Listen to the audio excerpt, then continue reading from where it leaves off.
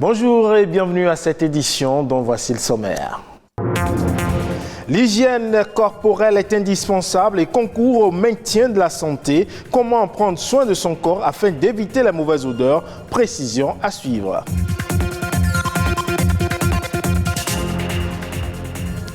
Et puis on va à la découverte de cette technique de massage qui vise à combattre le stress, les tensions et les douleurs musculaires. On l'appelle la réflexologie. Elle permettrait de soulager des maux dont on souffre. Et puis vous êtes nombreux à aimer déguster du popcorn en regardant un film. Mais savez-vous les conditions de préparation? Eh bien on en parle dans un instant.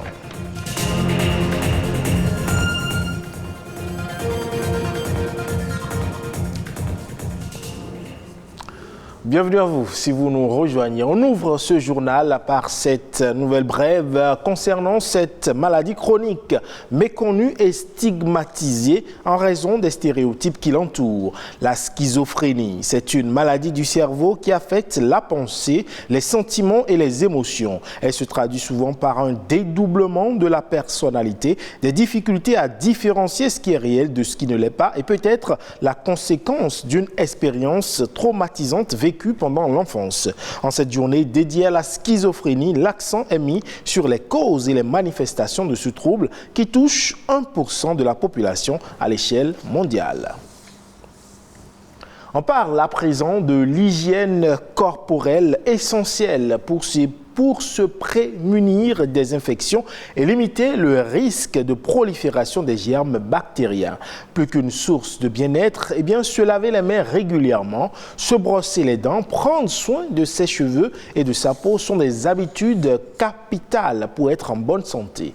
Comment donc les jeunes entretiennent-ils leur corps pour éviter les mauvaises odeurs? Précision ici avec Henriette Atiou et Amandine Agnabossou. Elles sont considérées comme incommodantes. Transpiration, mauvaise haleine, odeur des pieds et des mains. Des odeurs corporelles propres aux êtres humains qui sont parfois source d'inconfort. Chacun d'entre nous, êtres humains, on a une odeur. Maintenant, chez certaines personnes, cette mauvaise odeur va devenir une maladie. Parce que sur la peau de tout être humain, il y a beaucoup de microbes. Des bactéries, des virus, des champignons, des parasites. Et ces microbes-là nous protègent contre les agressions externes. Et avec la transpiration, surtout dans les zones où il y a beaucoup de soleil, cette transpiration, surtout au niveau des aisselles, va avec le microbe donner cette odeur-là. C'est ce qui explique la forte odeur chez certaines personnes. Donc c'est d'abord une maladie, ce n'est pas une mauvaise hygiène. Quelqu'un peut avoir une bonne hygiène et avoir une forte odeur. Et pour sentir bon, les jeunes ne manquent pas d'astuces naturelles. De la cendre, je passe un peu aux excès. Soit tu prends le citron, tu découpes et tu passes dans les excès. Le javel, vous mettez un peu dans l'eau avant de laver et vous laissez pendant 15 minutes au plus. Surtout l'utilisation des produits cosmétiques liés à la dépigmentation qu'elles doivent surtout arrêter, sincèrement. Oui, pour que les narines puissent respirer. D'autres soins peuvent être apportés à la peau pour la maintenir saine et contribuer au bien-être physique et moral. Une fois que vous trouvez que vous avez transpiré et que ça dégage un peu, vous prenez votre lingette et vous vous nettoyez. Dans la journée, vous pouvez le faire 2 fois. À part ça, à la maison, on peut avoir des gommages. On peut aussi se faire des gommages naturels à base de sucre, citron et le miel. Vous faites le mélange et vous vous gommez les aisselles. Mais avant tout ça, il faut s'épiler. Ça peut éviter les odeurs corporelles. Aussi avoir des déodorants. Des déodorants qui se vendent un peu partout. Une bonne hygiène corporelle repose sur un ensemble de démarches quotidiennes. Pour une bonne hygiène corporelle, prendre au moins 1 à 2 bains par jour. Utiliser des savons à pH neutre. Hydrater la peau régulièrement. Donc après chaque bain, vous allez appliquer un lait de corps qui est adapté à votre peau. Le javel, c'est un détergent, pas bon pour la peau. N'utilisez pas les produits dépigmentants. N'entassez pas les habits. Les habits, quand on porte une fois, on ne reporte pas 2 fois. On n'attend pas 1 mois, 2 mois pour laver les habits. Prendre soin de la peau de son corps, c'est une mesure d'hygiène qui influe sur la santé, la beauté et la qualité de vie. Et on parle également de cette thérapie qui consiste à toucher les parties du corps dans le but de guérir les patients des maux dont ils souffriraient, la réflexologie. En plus de permettre de se déstresser, cette thérapie favorise une parfaite circulation du sang dans l'organisme. Découverte de la réflexologie avec Sabirat Aou. Guérir par le massage est la spécialité de Gildas. Ce professionnel de santé est passé maître dans l'art de traiter les pathologies dont souffrent ses patients par la réflexologie. La réflexologie, c'est la main. Vous voyez, notre travail se base essentiellement sur les mains.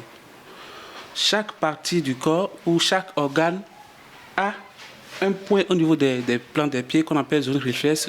Donc un patient qui a mal quelque part ou bien a mal aux yeux, les problèmes d'AVC, les problèmes d'hyperplégie, d'hémiplégie, les problèmes de paralysie, les problèmes d'hypo et hypertension, problèmes de cœur, n'importe quel problème, nous savons des parties où il faut stimuler au niveau des plans des pieds pour que le patient retrouve sa santé. Et pour se remettre du malaise dont il souffre, Frédéro est venu en consultation chez son réflexologue. Objectif, combattre les douleurs musculaires qu'il ressent depuis quelques jours et évacuer surtout le stress. Je vois que ça ne va pas du tout et je suis souvent un peu stressé de façon. Donc, je suis venu ici pour avoir satisfaction. Pour lui donner satisfaction, Frédéro est soumis à un traitement de détoxification. Donc, c'est un appareil qui permet d'enlever les déchets. Donc après avoir fait ça, vous avez une bonne circulation du sang. Toucher les parties sensibles du corps pour que le patient retrouve sa santé peut sembler banal.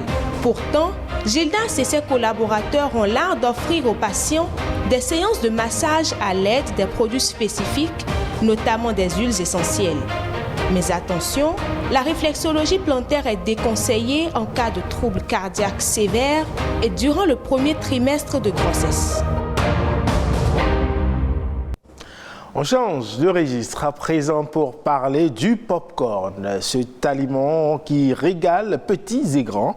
Au cinéma ou à la maison d'ailleurs, beaucoup de personnes aiment déguster du pop-corn en regardant même un film.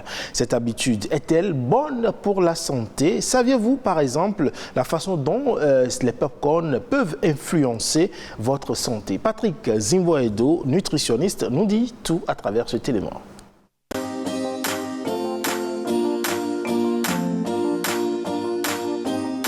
C'est des aliments qu'on prend tout juste avant de manger. Ça fait partie du cocktail pour le café. La base même, c'est du maïs avec des ajouts, plus peut-être du sel ou bien un peu de sucre ou bien du lait. Et en portion, on le met et on commence par consommer. Lorsque vous prenez du popcorn, c'est bon pour les enfants, mais ça a des conséquences. Parce que le maïs, naturellement, contient d'huile. Donc le foie est chargé de produits d'huile, naturellement, dans le maïs. Mais encore, on fait des ajouts d'huile. Quel type d'huile? On ne sait pas.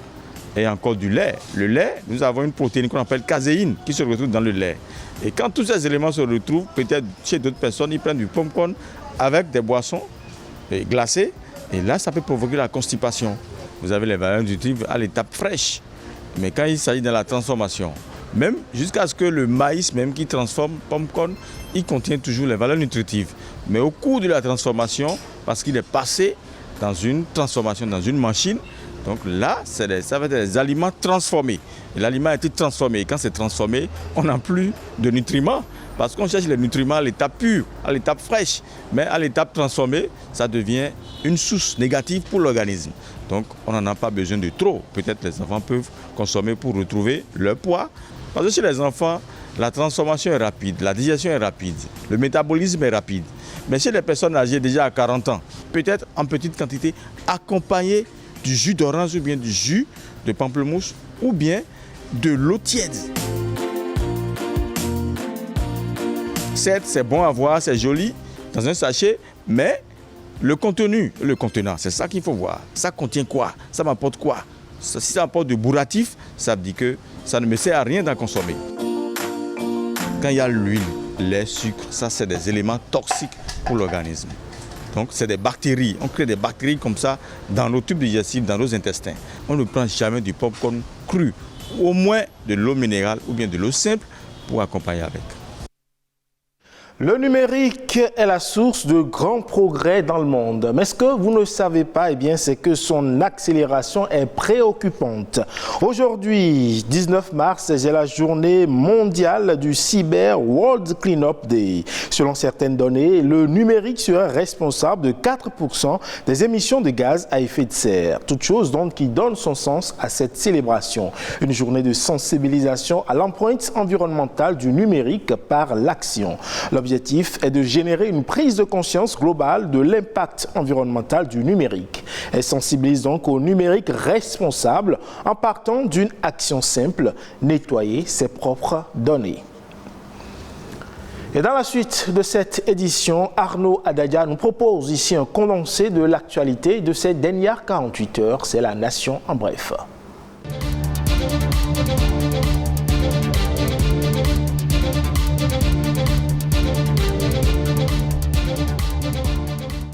Allègement des mesures préventives restrictives décidées par le gouvernement pour freiner l'évolution de la pandémie du Covid-19 au Bénin. Plus de tests pour les voyageurs en partance du Bénin. Ainsi en a décidé le gouvernement dans sa décision du Conseil des ministres du 15 mars.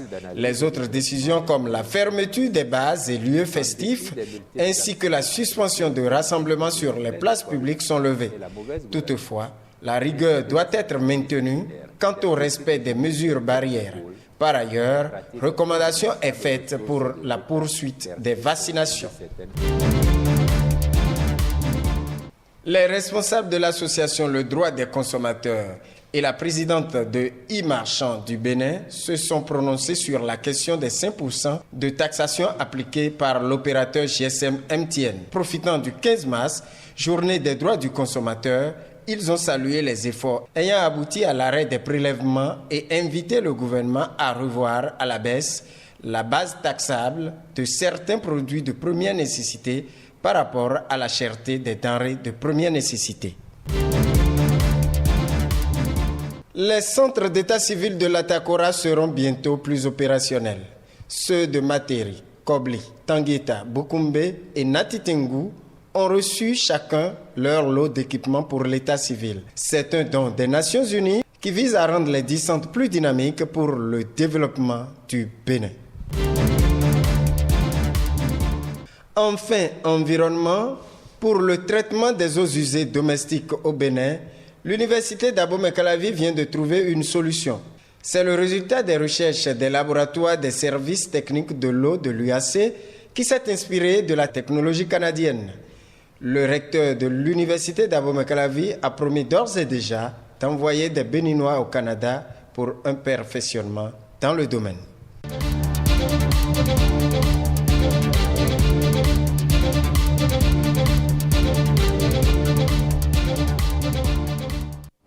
Et voilà qui met un terme à ce 12h45 que vous pouvez retrouver sur le site de l'ORTB, le www.ortb.bj. Portez-vous bien et à très bientôt.